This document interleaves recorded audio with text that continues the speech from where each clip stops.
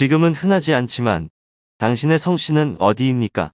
라고 질문을 받았을 때 어느 성씨의 어느 파입니다. 라고 말할 수 있는 정도로 나의 뿌리에 대해 알고 있으면 사회생활에 나름 나쁘지는 않습니다. 그러면 우리나라의 성씨나 본관은 어디서부터 나왔을까요?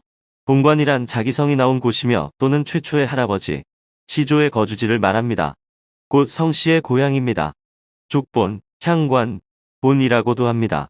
시조가 가진 성이 부계의 혈통을 나타내면서 시간선상의 끊임없는 연속성을 보여준다면 시조가 거주하였던 본관은 어느 한 시대에 정착하였던 조상의 거주지를 나타내므로 공간상의 의미가 큽니다. 한국의 성씨는 삼국시대 한자 등 중국 문물 수입과 함께 도입되었으며 두 글자 이상의 한민족식 복성도 사용하였습니다. 단, 이런 한민족식 복성이 중국사서나 삼국사기에서는 중국식 단성으로 표현된 경우가 많습니다. 예를 들면 백제의 부여시가 중국에는 여시로 알려진 시기죠. 중국이 단성을 주로 사용하기 때문에 고대 한민족인들이 거기에 맞춰준 것으로 보입니다. 하지만 일본 서기의 경우 고대 한민족식 성씨 그대로 표현했기 때문에 성씨가 복성으로 표현되었고 신라의 이사부 등도 이질불의 지간기 등으로 표현되었습니다. 신라는 금성문 등을 통해 볼 때 삼국시대 초기에는 부족명이나 지명에서 따온 토착식 성씨를 사용하였으나 고구려, 백제와 마찬가지로 삼국시대 후기로 갈수록 중국식 단성을 사용하게 되며 토착식 성씨는 거의 없어지게 됩니다.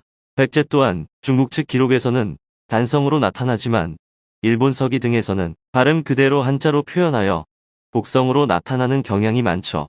한편 고구려의 대망리지 연개소문은 일본 서기에서 그의 이름이 일카스미로 적혀 있어 연으로 적어놓고 훈독을 했다는 추정도 가능합니다.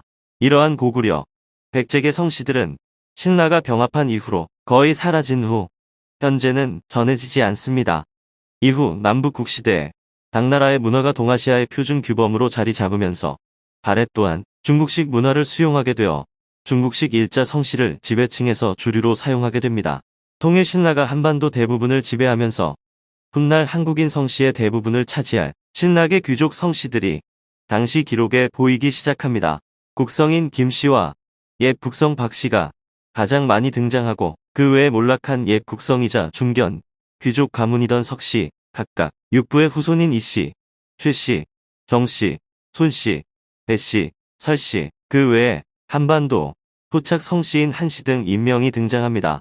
그러나 후삼국시대의 인명을 보면 신라나 발해, 귀족층을 제외하고는 고려, 후백제 귀족 및 유력 후족층이라도 아예 성씨가 없는 고유명이 훨씬 많았습니다. 즉, 남북국시대까지 성씨는 왕족과 귀족들이나 썼던 지배계층의 전유물이었고 일반 백성들과 천민들은 성씨 없이 이름만 있는 경우가 대부분이었음을 알 수 있죠. 오늘날 일반인들까지 김, 이, 박, 최, 정 같은 신라계 귀족 출신 성씨를 대부분 사용하는 것은 본래부터 그랬던 것이 아니라 중세 이후에 편입한 것입니다. 고려 초기에 와서는 지배층 일반에게 성이 보급되는 동시에 본관제도가 정착되었습니다. 후삼국을 통일한 고려 태조는 전국의 군현 명칭을 바꾸고 가급 토성을 분정함과 동시에 유의민을 정착시켜 신분질서를 유지하고 효과적인 징세, 조역을 위해서 본관제도를 실시하였습니다.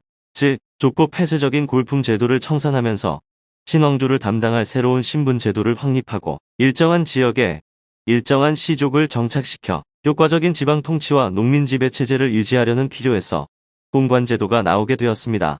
당초에는 본관과 거주지가 대체로 일치하였으나 지방 토성의 상경 종사 중앙정부에 와서 벼슬살이 함과 국가적인 사민 및 유의민의 발생으로 인해 일치하지 않는 계층이 증가해갔습니다.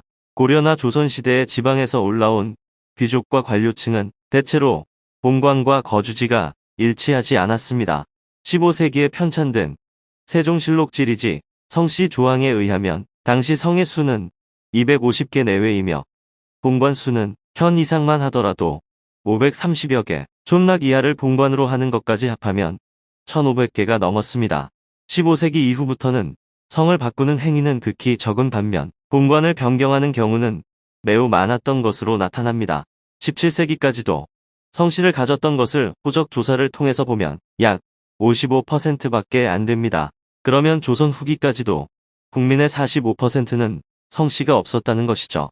그러다가 17세기, 18세기에 북보를 많이 만들기 시작합니다.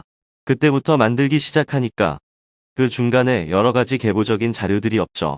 그래서 박씨들은 전부 다 혀거세로 가서 연결한다는 이런 식으로 됩니다. 그러면 전부 왕자의 자손, 왕손밖에 없는 결과가 나오게 됩니다. 한편 조선 왕조의 양반 지배 체제가 존속하는 동안 성과 본관을 갖지 못한 천민도 있었으나 구한말 근대적인 호적제도가 시행된 뒤부터 모두 성과 함께 본관을 가지게 되었습니다.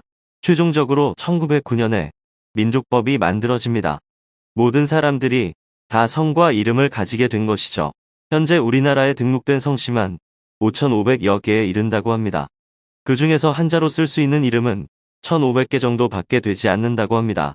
한자 사용권이 아닌 지역에 살던 사람들의 귀화 등으로 인해서 한자로 이름을 표시할 수 없는 경우가 많아지고 있죠. 글로벌화에 걸맞게 이름을 한글로만 쓸 수 있도록 하거나 한자와 더불어 영어 이름도 허용하는 등 국민 등록에 관한 사항에 많은 개정이 필요하다고 생각됩니다.